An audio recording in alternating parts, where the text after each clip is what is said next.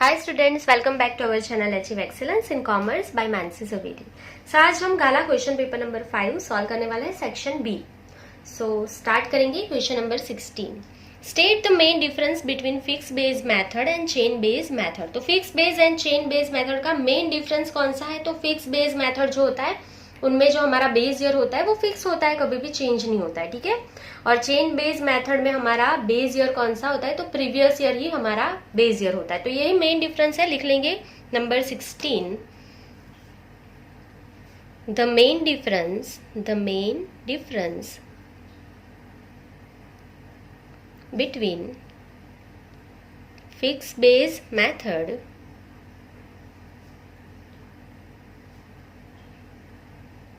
and chain based method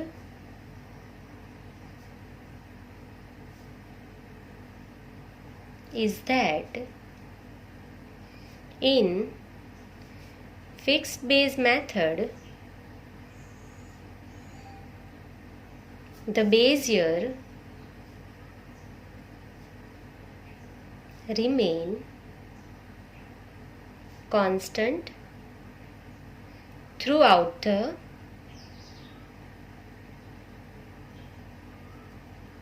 period of comparison, while in chain based method of any given time the preceding year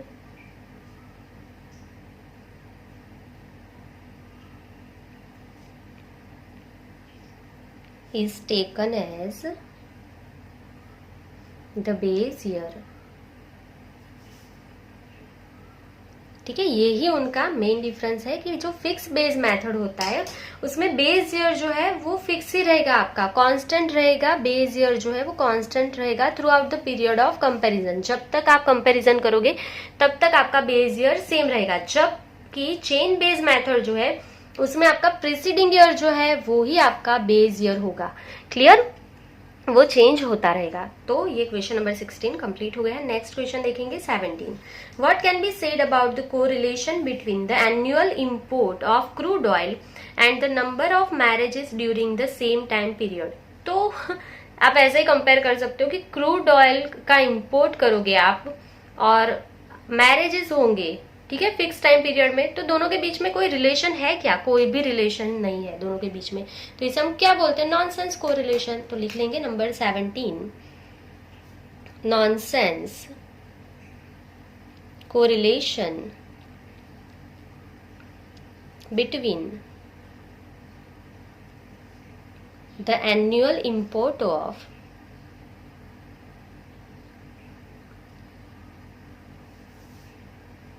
crude oil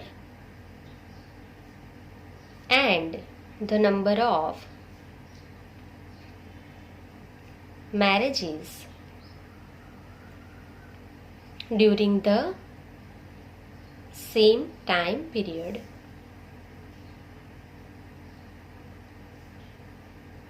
marriages and crude oil के बीच में कोई भी relation नहीं है, इसके लिए हम इसे क्या बोलते हैं? Nonsense correlation. क्लियर? चलिए next number 18। What is the value of error if sample point is on the fitted line.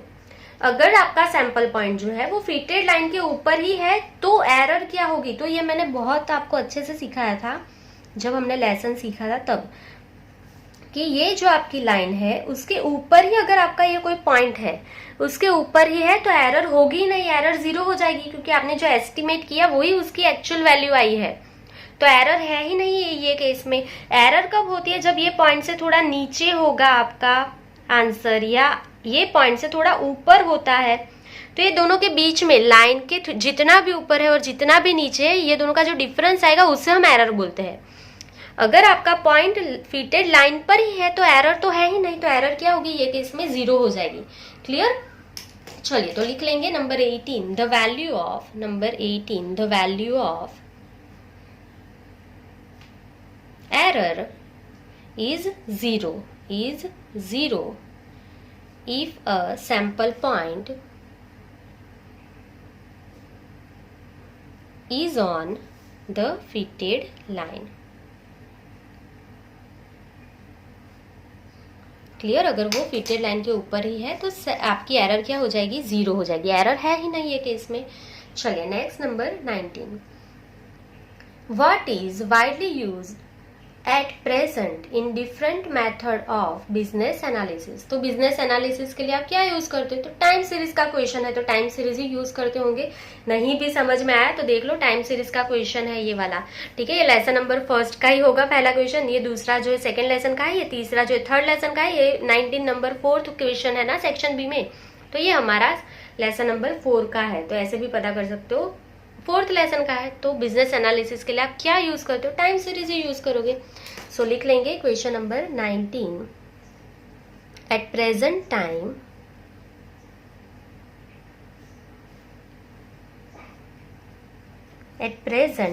series is widely used in different methods of business analysis.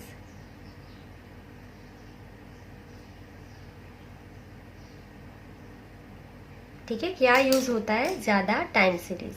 Clear? चलिए, तो यहाँ पे आपका क्वेश्चन नंबर 19 कंप्लीट हो गया है। Next question number 20, state the assumptions of mathematical definition of probability.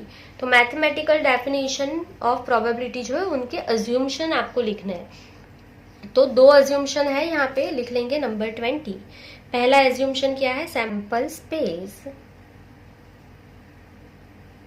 Is finite set.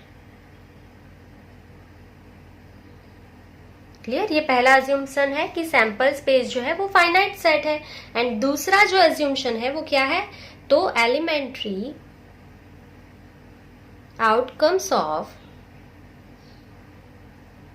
The sample space are equiprobable. तो ये यहाँ पे 2 जो है एज्यूम्शन है वो हमने लिख लिए है। क्लियर? चलिए next question number 21, for events A and B, if A union B is equals to U, then A and B are events of which type. अगर A union B is equals to U है तो ये दोनों event कौन से? अगर आपने सारे डेफिनेशन लर्न किए तो आपको पता ही होगा, एग्जॉस्टिव इवेंट है दोनों इवेंट्स। ठीक है, तो लिख लेंगे number 21, for event A and B, if A union B is equals to U, then events A and B are called exhaustive event. ठीक है, दोनों इवेंट्स कौन से? एग्जॉस्टिव इवेंट है क्योंकि उसका ए यूनियन बी जो है वो यू है। क्लियर? चलिए next number 22, what is a binomial random variable. तो यहाँ पे आपको डेफिनेशन लिखना है। सो बायनोमियल रैंडम वेरिएबल नंबर 22,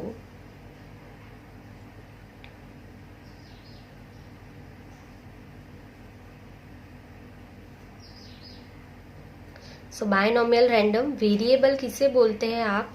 तो if in the series of success S and failures को क्या बोलेंगे? F, obtaining n numbers of Bernoulli trials,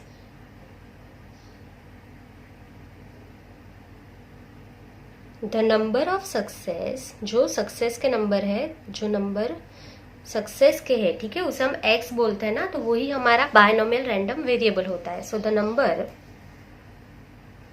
of success S is denoted by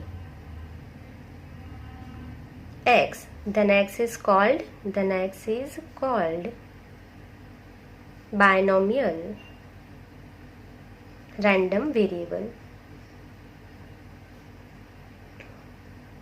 ठीक है, बहुत ही सिंपल डेफिनेशन है। तो बायनोमियल रैंडम वेरिएबल हमारा कौन सा होता है, एक्स होता है। ठीक है, तो if in the series of success S and failure F obtain in an numbers of Bernoulli trials the number of success S is denoted by x. तो हम सम जब कैलकुलेट करते हैं तो हम सक्सेस को एक्स से डिनोट करते हैं ना, सो एक्स जो हमारा वो होता है ना, इसे हम क्या बोलते हैं, बायनोमियल रैंडम वेरिएबल। क्लियर। चलिए, तो यहाँ पे आपका 22 नंबर तक कंप्लीट हो गया है। नेक्स्ट पेज पे जाएंगे। Question number 23, how are result of dichotomous experiment. तो यहाँ पे आपको क्या पूछा है कि रिजल्ट क्या होता है उसका। तो आपको पता है कि डाइकोटमस एक्सपेरिमेंट जो होते हैं उसमें दो ही आउटकम्स होते हैं, एक तो सक्सेस एंड एक तो फेलियर। ठीक है, एक तो क्या होता है सक्सेस एंड दूसरा होता है फेलियर। या तो आप सक्सेस हो गए या तो आप फेल हो जाओगे, दोनों में से एक ही आउटकम्स आएगा।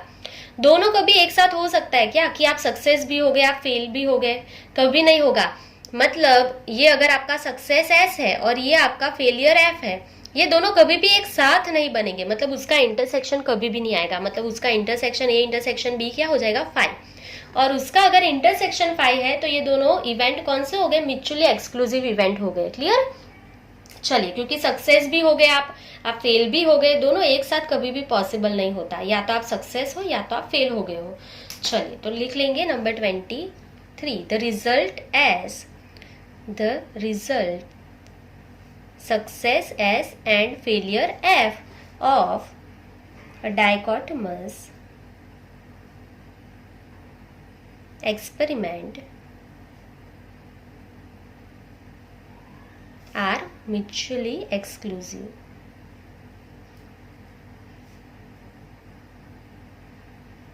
Clear? चलिए, next number 24, the approximate value of mean deviation for a normal distribution is 8। तो लिखते जाएंगे क्वेश्चन नंबर 24, मीन डेविएशन की वैल्यू क्या है, 8। आगे क्या बोला है, find the value of is standard deviation. आपको स्टैंडर्ड डेविएशन फाइंड करना है, स्टैंडर्ड डेविएशन मतलब सिग्मा फाइंड करना है। तो मीन डेविएशन दे दिया है, सो मीन डेविएशन का फॉर्मूला क्या है, 4 divide by 5 sigma. So therefore mean deviation के प्लेस पे क्या लिख दो, 8। देयरफॉर 8 इंटू ये 5 डिवाइड में है, ऊपर मल्टीप्लाई में, 4 मल्टीप्लाई में, नीचे डिवाइड में, is equals to sigma. Therefore sigma is equals to 10। Therefore sigma is equals to 10। Clear. तो ये बहुत ही सिंपल था, सिर्फ आपने फॉर्मूला अप्लाई किया, that's it. Number 25, define probability density function for normal variable. So normal variable के लिए आपको प्रोबेबिलिटी डेंसिटी फंक्शन राइट करना है। सो लिख लेंगे number 25, probability density function for normal variable.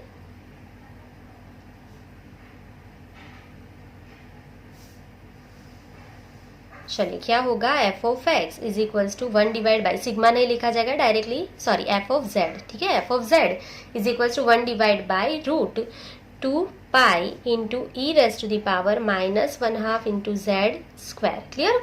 और माइनस इन्फिनिटी से प्लस इन्फिनिटी के बीच में जेड की आपकी वैल्यू होगी। क्लियर। चलिए, तो ये हो गया आपका question number 25 complete. Next number 26, in which probability distribution is variance is equals to standard deviation।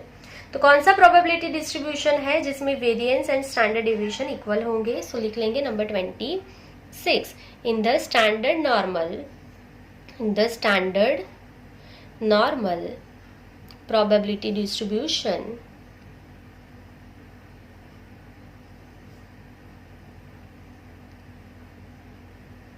Variance is equals to standard deviation. और दोनों कितने होते हैं, 1 होते हैं। कौन से डिस्ट्रीब्यूशन में, standard normal probability distribution. Clear. चलिए, next number 27, find the value of limit x tends to 0 5x² - 6x + 18 divide by 2x + 3। तो वैल्यू फाइंड करनी है, लिख लेंगे 27, limit x tends to 0 5x² - 6x + 18 upon 2x + 3 is equals to, जहाँ जहाँ पे x है वहाँ पे हम क्या अप्लाई कर देंगे, 0। सो 5 into 0 square -6 into 0 + 18 divide by 2 into 0 + 3। Clear. चलिए इसे सॉल्व कर लेंगे। सो 5 into 0 is 0, 6 into 0 is 0 plus 18 divide by 2 into 0 is 0 plus 3. So 18 divide by 3, answer is 6. चलिए next number 28. Explain the meaning of modulus of x minus A is less than delta. Number 28. तो modulus of x minus A is less than delta, उसका meaning क्या होता है? Means x is belongs to a minus delta, a plus delta. इसका मतलब क्या होता है? तो x modulus of x minus A is less than delta, मतलब x किसको बिलोंग करेगा? a minus delta and a plus delta को. क्लियर। चलिए next number 29. Find dy upon dx if y is equals to 6x cube plus 7 divide by 2x square plus 6 by 5x minus 8. तो यहाँ पे आपको क्या find करना है? dy upon dx, मतलब फर्स्ट डिफरेंशिएशन फाइंड करना है. तो फाइंड कर लेंगे dy upon dx is equals to 6x cube, उसका आंसर क्या होगा? 6 3 जा 18x square plus 7 divide by 2 as it is रहेगा. x स्क्वायर का आंसर क्या होगा? 2x plus 6 divide by 5x का आंसर 6 बाई 5x का क्या हो जाएगा? 1 एंड 8 का डिफरेंशिएशन 0. चलिए सो आंसर लिख लेंगे 18x स्क्वायर, 2 2 कट हो जाएंगे. सो 7 into x plus 6 divide by 5, minus 0 नहीं भी लिखोगे तो चलेगा. तो ये हो गया आपका माइनस 0 निकाल के answer 18x square plus 7x plus 6 by 5. Next number 30. Find dy upon dx if y is equals to a की power n, a raise to n and a is constant. अगर a आपका constant है और constant का answer क्या हो जाता है? 0 हो जाता है, आपको पता है. तो 0 की n पावर करोगे तो आंसर 0 ही आएगा. Therefore dy upon dx is equals to 0. ठीक है, a आपका कांस्टेंट है, कांस्टेंट की कुछ भी पावर करो, 0 की कुछ भी पावर करो, आंसर 0 ही आने वाला है. तो dy अपॉन dx क्या हो जाएगा? 0. क्लियर। तो यहाँ पे आपका क्वेश्चन पेपर नंबर 5 कंप्लीट हो गया है. आई होप कि आपको पूरा समझ में आ गया होगा, आपको कोई भी डाउट्स नहीं होगा. चलिए आपके पेपर्स अगर 5 तक कंप्लीट हो गया है, कोई भी डाउट नहीं है तो कमेंट सेक्शन में कमेंट जरूर कर देना. सो आज के लिए बस इतना ही. Thank you for watching. Keep learning. Take care.